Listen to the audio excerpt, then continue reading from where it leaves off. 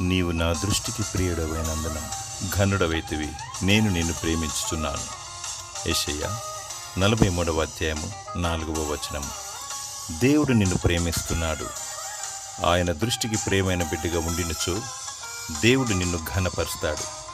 దానియేలు దేవుని దృష్టిలో బహుప్రియుడు, ప్రార్థనపరుడు, దేవుణ్ణి మహిమపరిచిన వ్యక్తి. దేవుని ప్రార్థించాలి, స్తుతులు స్తోత్రాలు చెల్లించాలి, వాక్యాన్ని ప్రేమించాలి, ఆయనకిష్టంగా బ్రతకాలి, తన చిత్తాన్ని నెరవేర్చాలి. అన్నిటికంటే అందరికంటే ఎక్కువగా ఆయననే ప్రేమించాలి, సత్యాన్ని ప్రకటించాలి. దేవుడు నిన్ను ప్రేమించి ఘనపరిచి నిత్యము దీవించునుగాక. ఆమేన్.